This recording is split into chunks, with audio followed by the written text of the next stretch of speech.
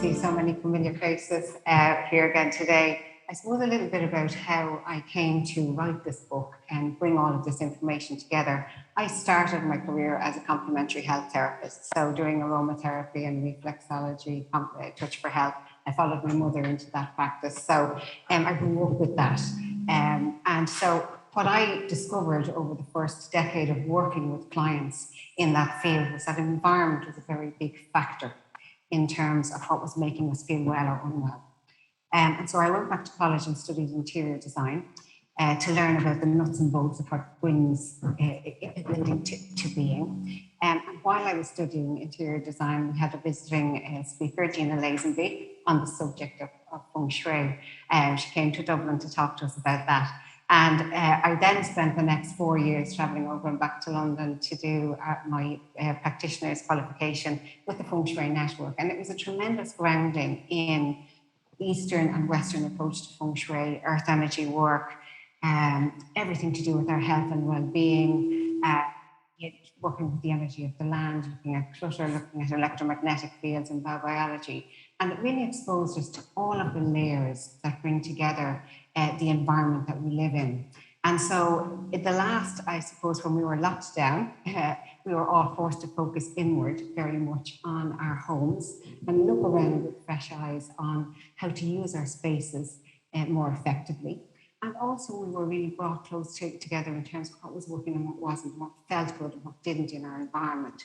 So I brought together all of the, I suppose, strands of healthy living, of interior design language, and of the language of Feng Shui design, to just really, I suppose, give us a fresh look at everything that brings together the warp and weft that weave together our own individual viewpoint of what is home to us, because it's very different for each of us.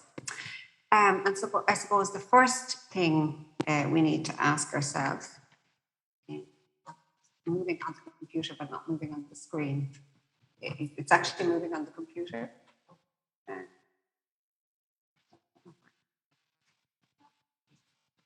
Oh, I will, yeah. No problem.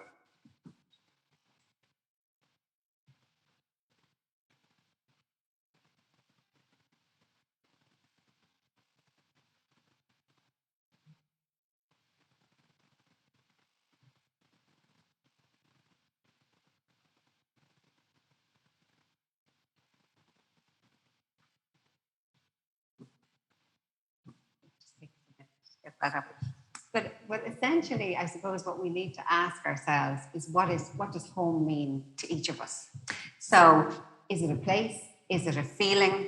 Is it a memory? Or is it a felt connection? And I suppose really what we've got to ask ourselves is, how do we feel within our spaces? What does home mean for each of us? And actually what it came down to with me, and we talk about make yourself feel at home, you know, being at home, feeling at home, home is where the heart is. We have all of these sayings around home, but we've all got to understand for ourselves, what does home feel like for us? And for most of us, it's our place of shelter, it's our place of belonging, and it's also the one place where we get to be ourselves, where we get to fully express ourselves. And what we need to ask ourselves is, are we giving ourselves full permission to express ourselves into our spaces and feel fully supported by them? And over time, you know, fashion has taken on the zeitgeist of the whole, I suppose what's going on in the world gets reflected into fashion, into what we're wearing, and that then gets expressed into our environment. But really being a dedicated follower of fashion only connects us to the outer. And there is no deeper connective tissue unless we really become intentional on what we're designing for ourselves. And the difference here is fitting in versus belonging. So we can choose to fit in terms of our fashion, in terms of the interior design. Somebody says to us the colour of the year is, and we decorate our home with it. But we need to deeply connect with, what does that colour mean to me? How do I feel with it? What memories does it evoke for me? And really when we become proactive in terms of decorating and designing our spaces, so that we feel fully connected and represented there, that we create a space that really supports us. And our homes then become like a physical positive affirmation for our lives. And we take a big picture view in Feng Shui. We zoom out and we look at, well, where are we in the landscape? Are we in a rural area? Are we on the top of a mountain or in a valley? And where are we even in our housing estates? Are we way off at the back? Are we right up at the front? And that impacts on the feeling of being in the house to begin with. And then we talk about form in Feng Shui. So we talk about positioning ourselves in the landscape so that we're fully backed up and supported in this nice armchair position. And we like to mirror that into our built environment in our bedrooms and in our offices so that we're feeling stable, we're feeling settled and secure. And so these are very basic things that we can do. Now, Feng Shui encourages us to really look at the multifaceted nature of who we are as human beings. It allows us to look at all aspects of ourselves because we're more than what we do. When we meet people out in a social environment, we tend to say, so I'm so-and-so and you're so-and-so, and what do you do? And we tend to hook who we are onto what we do. But we're much more than that. We're part of a lineage, as David says. We're part of, a family. We're part of maybe our relationships. We also have a life path in this life that we've come into to connect into. And we're creative beings. We need to expand that sense of creativity. So all aspects of our lives need to be reflected in our space in order for us to feel fully whole, fully reflected there. And the language of Feng Shui reminds us of our deep connection to the natural world. It reminds us that we are not separate from the natural world. Really, when we connect in with Feng Shui and with the flow of the 5 elements, we step into that natural dynamic balance. And it's not static balance. So we're not sitting on a cloud in heaven. We're on earth, in the cycle of the seasons, in the cycles of our lives, and we're reflecting that into our environment. And that is what the whole language of Feng Shui and the Bagua is about, is to remind us of that deep inner connection. So we shape our buildings and thereafter they shape us. And that's a famous quote from Churchill. But our homes are an extension of ourselves. When I was studying interior design, I did a work placement with an eco-architect, and he was talking to me about what I had done before, which is complementary health therapies, and then moving into interior design. And he said, Edel, I see that natural progression because you've moved from working with the inner skin to moving to working with the outer skin. And that was exactly what it is, because our buildings are our outer skin, they're our outer shell. And connecting heart and home connects us to a space that feeds all of our senses. So what I'm going to bring you very quickly on is a journey through all of our senses reflected in the environment. So we're fully connected on every level. Scent is the most powerful of our sensory organs. It is our primal sense to develop when we are born. Babies orient themselves initially through scent. And scent has an enormous impact on our sense of health and well-being. There's huge scientific research done into the olfactory system. There's Nobel Prize-winning studies done on the impact of scent on our frontal cortex and on our limbic system, which sets the tone for how we feel. And our limbic system was originally called our rhinencephalon, which is our nose brain. So that shows you just how primal and how important scent is to us. So we have the ability to impact how we feel just by introducing particular scents into our spaces. And ancient people knew this. So all native cultures would have used local herbs and resins, plant matter from their surroundings to create atmosphere. Certainly in spiritual ceremonies, they would have used particular scents to remind us immediately that we are now entering a different phase, a different atmosphere, a different energy. And so we have the opportunity to proactively introduce scents in our spaces. And we do that in Feng Shui. In some cases, we will do some space clearing. And we will very often use some incense or resins to cleanse the atmosphere of the space. And white sage has been proven to actually remove bacteria from the air. But essential oils are a fantastic way to introduce the whole of a plant into our environment. So we can actually disperse essential oils in our homes through a diffuser or through an inhaler to generate a particular atmosphere. And we can choose those oils from their plant part. And that can be a really interesting way to use essential oils in Feng Shui, because different oils are distilled from different parts of plants. So some oils are distilled from seeds, some from roots, some from the leaves of the plant. So for instance, if we're trying to generate a new beginning, germinate a new idea, we might diffuse some seed oils. If we're trying to root or ground our energy into our space, we might use some root oils. To open ourselves up to new possibility and breathe a little bit more deeply, we might use some leaf oils and so on. So what I would suggest you to do is to look at your favorite scents and maybe delve a little bit deeper into what part of the plant do they come from, and really then investigate what part of your being is being triggered, is being supported by that particular scent. And it's a wonderful way to infuse your space with specific types of energy. And the inhalation is the quickest way to absorb essential oils into your body, not even putting them on your skin. Sound is the next sense we'll look at. And obviously ambient sound, depending on where we live, will impact hugely in terms of how we experience a space. So whether we live in a city or whether we live in a country space, we're going to be impacted slightly differently. I would suggest that the sound of silence is a sound that we should actually connect to as regularly and as often as we possibly can, because as Amanda has shown, we're switched on for so much of the time when we're exposed to so much in the vibrational worlds that we're not even aware of.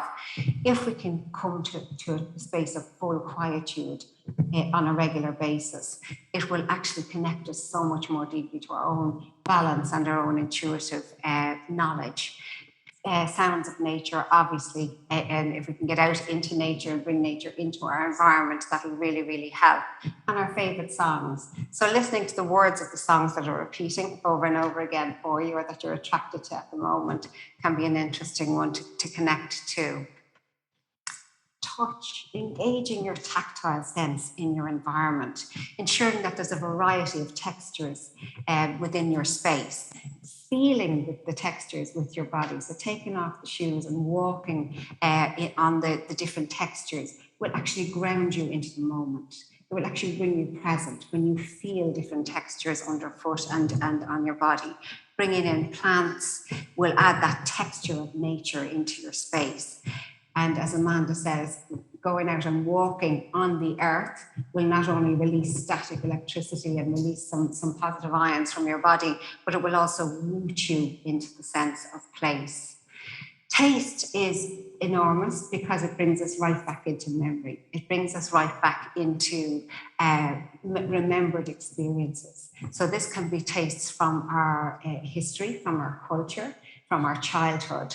But, again, nurturing our body with nourishing foods, choosing foods from a rainbow of colours, foods from our childhood that brought us joy.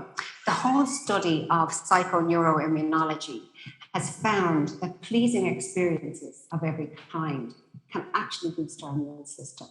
So that's one tremendously good thing that we can do, is we can introduce tastes and scents and textures that bring us joy, that are pleasing to us, and be totally proactive and conscious of that. And perhaps it's something that really reminds us of a very happy time in our lives, a very secure time in our lives. And weaving that into your life on a daily basis is going to really impact on how you feel. Sight is huge. So we're going to go through, the plethora of things that we take in with our eyes when we walk into a room. So all of the colours, the textures, things that we might bring in from the garden. And beauty is in the eye of the beholder. So what one person finds beautiful, another person might not. And that will be by virtue of our memory associated with various different things. Because sight is not a function of the eye. Sight is a function of the brain. So when you view something, that information gets brought through the neural pathways to the brain, but it also connects to our limbic system, the rhinencephalon, if you remember, which connects into all of our memories, all of our cultural experiences, all of our associations with the thing we're seeing, with the thing we're smelling, with the thing we're experiencing. So it gets filtered through all of that information and sets our emotion accordingly. And really inspiring yourself to be creative. Creativity is a natural extension of our enthusiasm. So when we're feeling very monotone, very one note in our lives, we've lost connection to that creative sense. So I would suggest just connecting into that for yourself, expanding your sense of creativity and fully expressing yourself in your environment, choosing things that bring you joy rather than they're things that are fashionable for this year or that somebody else has told you is the color or whatever for this year. We look at the lines within an environment and they impact on how we feel within it. So horizontal lines have a hunkering down effect. They're generally used in interior design in a very high ceiling space. So we'll add a picture rail and a dado rail and a high skirting level to create a sense of hunkering down, of balancing. So if we want to create that sense of grounding and earthing ourselves, adding the horizontal lines in design will create that environment. It's earth energy, if you look at it and how sedimentary rock lays itself down. It's gathering in nature. Vertical lines in design create that vertical emphasis. And we all know that if you measure your height before you go for a walk in the woods, you actually, and when you come out, you're actually walking taller when you come out. And it's because your spinal lines to that vertical emphasis, we straighten ourselves up a little bit more. So the same room with horizontal lines and vertical lines will feel quite different. So with the vertical emphasis, it makes the room appear more upward and outward and energetic in its energy. Diagonal lines, by virtue of their slant, have direction, which is why we don't recommend sleeping in under slanted ceilings, because slanted ceilings create compression. There is direction to that line. And so it's a little bit less comfortable to sleep in a slanted ceiling space. Diagonal lines and decoration also create that kind of dizzying, disorienting energy. So it's interesting when you look at what you're surrounding yourself with or what you're maybe forced to be in a work environment, how that's impacting on you. Curved and flowing lines create a softness, create a meandering energy. We naturally recognize them as being part of the natural world. There are no straight lines or right angles in nature. There are no straight lines or right angles in nature because the wind and the water has softened them, has smoothed them. And so our bodies find that soft flowing lines to be more natural, to be more pleasing. Proportion is really looking at the measure of things relative to other things in our environment. And in the most ancient sort of architects, we call them, would have used the golden mean to be, and I found it to be a mathematical proportion, which was pleasing. It was the measure of its beauty if it had this mathematical proportion. So it created a pleasing dimensional relationship between the different design elements.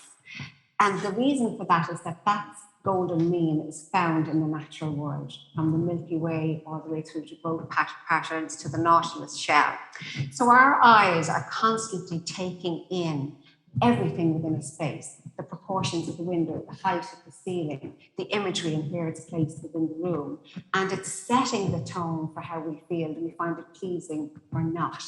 And that's it because of the proportions of things are either creating a melody that resonates with the space or something is dissonant, something is off. The scale of furnishings is a measured thing within an environment. So furnishings are generally designed to be ergonomically suited to the human form. But we all know that when we were forced to suddenly created 2 or 3 offices in our own home in the last 2 or 3 years, that we were dealing with something that wasn't as maybe suitable to purpose as it might have been. So it's that Goldilocks effect of finding the thing that feels comfortable, that feels right for you in spaces that are you're going to be in for longer periods. Human scale feels comfortable. So the normal 2.4 meter ceiling, the normal, proportions of our seating creates a comforting, comfortable environment to be in. When we create spaces that are very large scale, double or triple height spaces, what happens is it takes the emphasis off the human being and creates the emphasis on the form and also on the view. So they can be awe-inspiring, they can inspire awe on us, but they're not comfortable homes to be in for longer periods because the focus is outward, it's not inward. And if you look at that layout there, you'll see the very low backs on the seating. You're very exposed. So you're not going to feel as settled or comfortable as you would have done, say, for instance, in that environment. This is tucked in, much more yin, and this is much more exposed. So they're two extremes. So it's where you want to sit yourself in that balance. And it will be different for each of us.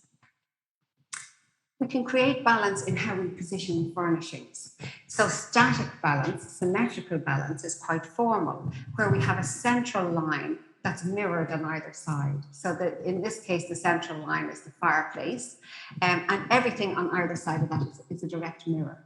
So that's quite formal. That's quite static in how it is designed. If you move any one piece of that, it'll feel off kilter. We had a neighbour when we were growing up that if you went into the house and you moved the coffee table, the mother would know because the dent was there in the carpet where it sat. But that's static. It's very difficult to have any evolution, any sense of growth in that. And also when you're sitting directly opposite somebody in conversation, it's very formal. It forces you to sit upright and be a little bit stiffer in your body. Where you have an asymmetrical balance, where you've maybe got an L shape and an unusual, different shaped armchair to one side. You've got maybe weight on the one side of the fireplace with the units, and then an interesting piece of sculpture on the other side. It's more dynamic. It's a little bit more casual. There's a little bit of interest happening there. And when you're standing or sitting, talking at a diagonal to someone, it's much more comfortable in your body. You'll actually have a much more casual, comfortable conversation in that layout. Inward balance, radial balance, focuses us inwards. In Feng Shui, we talk about metal energy, focusing the energy inwards, gathering round, circling in the energy. And that focuses the energy in on one central point. What's hidden in plain sight in terms of your imagery and your artwork? So each of us will have a story around each piece of artwork within our spaces. So for instance, this piece of artwork on the left was a print that I got for my 50th birthday. And it's by a favourite artist of mine. And it's of a lady in a field of dandelions. And I have a whole story around the dandelion, about the mythology in Ireland with the Bridget. And, she's the goddess of the hearth and the home, of abundance. She was the peacemaker, the win-win negotiator. And also as children, we would use the seed pod to send out our wishes. So I have all that story around that image. So I have that in my area of abundance, and it really speaks to that for me. Now, when I left that in to be printed, my printer, my framer, writes on the little docket what the image is of, so that he'll be able to find it quickly when you go and pick it up. And I noticed when I came home that the little sentence he had written on the bottom of it was, "Girl in a field of weeds." So beauty really is in the eye of the beholder. He didn't see everything that I saw in that image. But we can bring in skyscapes and landscapes to create a sense of expansion in our environment. We can bring in more contained and connected imagery to have a more gathering in kind of an energy. We can use symbolism, ornamentation in our environment that has personal significance for specific areas of the Bagua. So we get to be really deeply personally expressive in our environment to generate the type of atmosphere we want to have. Mirrors generate energy. They're quite yang, so they bounce around a lot of light and they bounce around a lot of energy. We use them in Feng Shui to generate specific types of energy, but we need to be aware of what they're mirroring. What are they doubling? And also we use convex mirrors to deflect chi sometimes, where we have cutting chi coming in. So they can have specific uses to actually affect the dynamic of energy within a space. Symbolism is enormous because it's culturally specific, but also it'll have personal memories for us. So for instance, this image of a pair of pears I have in my relationships harmony area because it happens to be my kitchen. So it looks like a kitcheny image to other people. But I have the whole idea of, you know, the ripe kind of creative energy there. I have the Om symbol for love and harmony to one side there. So it reminds me of that loving connection, of that creative connection. There's the symbols of health, wealth and happiness. Or you know, particular the dragon for the east in Feng Shui is often used. The little cross symbol at the top is actually not a cross at all. It's a spiral. It's called the Bridget's cross, Bridget, that I spoke about a little bit earlier in Irish mythology. And that is a reminder of the cycles of seasons. And in many, many homes in Ireland, you'll have the Bridget's cross as a symbol of protection, of heart and home above the door. So every culture will have their own symbolism. Colour, I could spend the whole time talking about colour, but colour is huge in terms of its vibrational energy, in terms of how it affects all of our chakras, how we use colour in interior design in terms of how it impacts on the proportions of the space, the dynamic of the energy, in terms of our own memory associations with particular colours. So each colour has an essence or an energy, and how we use it and the quality of the colour that we use within the space is going to impact hugely. So I've discussed in the book how we use colour in interior design, how we use colour in Feng Shui, and how it impacts on every area of our space. So we can use a lot of light, bright colours to create a sense of expansion. White will actually create the biggest, most expansive space, but also you are center stage in a white space, which is why they tend to use white in art galleries and spaces like that, because they want all the focus to be on the artwork. If we use earthy colours and earthy tones and textures, it creates a sense of groundedness. Again, it's that textural thing that we can bring in. Blues create a sense of space, because we think of blue, we think of sky and seascapes. This is moving really fast. I can't speak that fast. So blue really reminds us of sea and sky, and so creates that sense of expansion. But we need to be careful with colours in terms of creating balance. Blue it can actually, a totally blue space can make time appear to move more slowly. So where we're doing something that's quite repetitive, or maybe a little bit dreary, maybe some of us might find that when we're doing accounts or different things like that, a blue space will just feel interminable. So it's about balance. It's always about the dance. Blue is also really good for communication, so wooden spaces for communication. And you know, there is a positive and negative to every colour. That's before we come into our own personal connections to them. So the bold hues in full chroma really create a very dynamic, energetic feeling. It almost feels like Mexico, doesn't it? Or places that have that kind of very bold and passionate kind of energy to them. But definitely they're very energetic, but they can be a bit difficult to live with in bigger amounts. So it's about how much or how little is going to feel right for you within your space. So I would suggest having some colour. You know, thankfully we've moved out of the grey era in interior design. We had a lot of grey for a number of years, so it's nice to have some colour injected again. But again, you know, really it's in certain spaces it's quite useful. How we use colour in relation to other colours within our spaces. In interior design, we would use the colour wheel. Any of you who've done artwork will have used the colour wheel. And so using colours that are side by each on the colour wheel creates what we call colour harmony. It's a softer transition from one colour to the other. So the blues and the greens together create a soft transition. If we use colours that are opposite each other on the colour wheel, it creates tension, creates a dynamism, a little bit more yang energy. So using, say, the red-orange with the blue-green creates a bit of action, a bit of movement there. So how much or how little of each you use will impact on the vibrational energy there. We need unity and variety. So we need some sense of flow from one space to the other, so that we are being led in terms of maybe it's one material finisher on the floors, or a thread of a particular color flowing through our spaces, but we also need variety. So we need our eye to create interest. We need some injection of energy into our spaces. And there's the grandfather, I suppose, of colour psychology and the whole study into how colour impacts on us is Faber Birrell. And he said that really being in a space that was completely bland or beige was much more difficult for your nervous system than a space that was chaotic and full of gaudy colours. And they did a study with people studying from shell shock, and where they were then being brought to sanatoriums that were looking a bit like the place on the right. And they found that they were actually making their nervous systems more stressed, that when they injected colour and pattern, it actually brought them out of that shock and brought a bit more balance. So we do need that variety for our nervous systems. So even if you like to have quite a neutral space, injecting a bit of variety is really, really important for our sense of well-being. We can create emphasis with colour.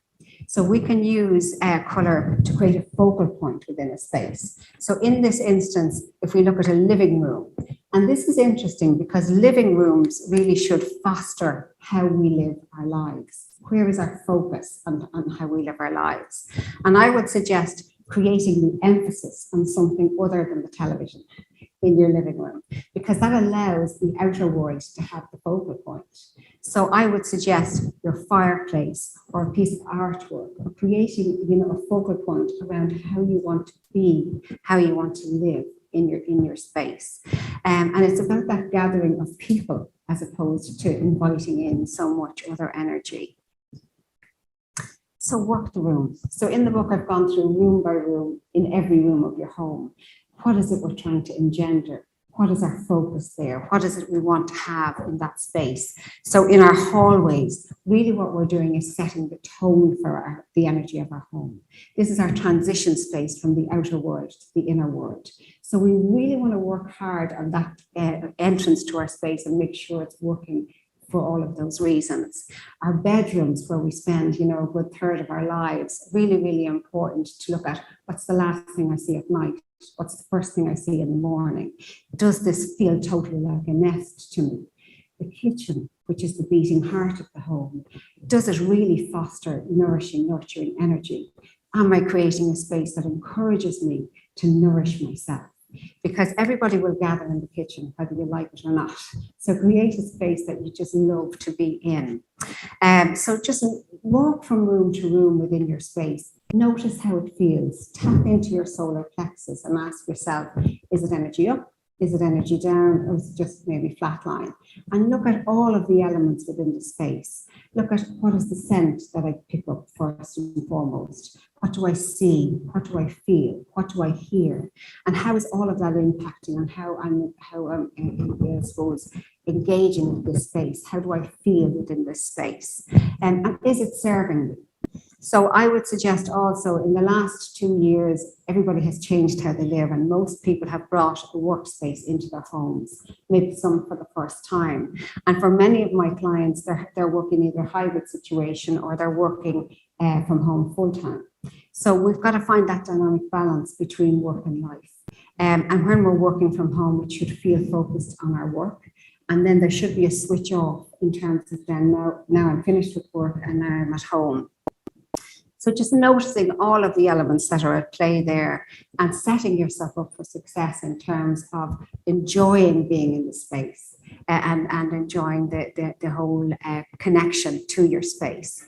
So Amanda has already spoken about some of this, but a healthy home equals a healthy body. So we've really got to engage with what are the aspects of my space that might be stressing my system and what can I do about them? And then what are the aspects that I can really work on to mitigate for that?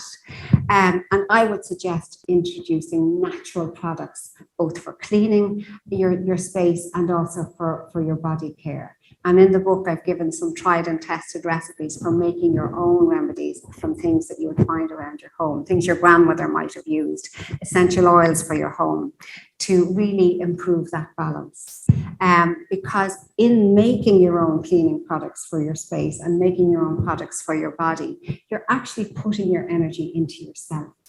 you're actually gifting yourself the gift of balance. And so I would suggest de-stressing by removing some of those chemical pollutants that we find underneath our sink and the cleaning process of our homes, and introducing some of the more natural things into our space is so important. And it's again going back to PNI, that psychoneuroimmunology, which has proven that if we weight those pleasing experiences, we will actually boost our immune systems, we'll make ourselves feel better. So really the goal with homemaking is to connect deeply with our relationships between ourselves and our living spaces, to really root ourselves into our sense of place. And that looks at every area of the Bagua. So it looks at our history, where we've come from. It looks at who we are individually, internally, connecting to spirit. It looks at our journey through life. And it also connects into this sixth sense, this sense of belonging. Do I feel I belong here in this space at this time? What are the elements that make up how I feel within my home? And what subtle changes could I make to make myself feel like I belong here? It's the difference between fitting in and belonging, because true belonging never asks us to change who we are. True belonging requires us to be who we are. And that needs to be reflected directly into our spaces. So exploring that connection between the inner and the outer world is what I'm suggesting in this book, to create a space that truly feels like our home, our nest, our place of shelter. So utilizing everything in terms of interior design. So we're looking at color, material finishes.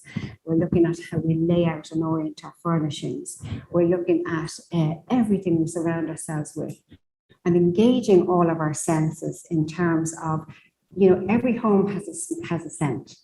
So when we walk into our home, we're engaging with the scent of the space, and that's generated by everything that's gone on over a period of time in the space, maybe last night's supper or whatever it is that you're taking in. And it's why estate agents talk about, putting on the fresh pot of coffee, or, baking some bread when you want people to buy your home, because we immediately have an emotional connection. So I would suggest really engaging your senses when you go home later on this evening or tomorrow, and just engage with, what do I smell? How does it make me feel? What do I see? How does it make me feel? And engage with everything in your environment. Because what happens is people move into a house and they hang a picture there because that's where the book was when they moved in. And they've lost then the connection to it. But when you walk into a room, your unconscious mind does a sweep and sets your energy accordingly. So your unconscious is taking it in all the time. So you are in constant conversation with your environment, whether you've consciously connected to it or not. And so what I hope I've done in the last very brief talk is to get you to really think about how you're connecting or not with your space, and just analyze all of the different aspects of what you've got in your space, and ask yourself, does it still reflect me and who I am now? Or maybe some things need to get weeded out and move yourself forward into your next phase of your life. Because we're looking again at dynamic balance, at connecting ourselves with growing and evolving as human beings. We're not static, we're not staying who we are, who we were when we moved into the space. We're always growing and evolving. It's getting into that natural flow of the natural world within our environment.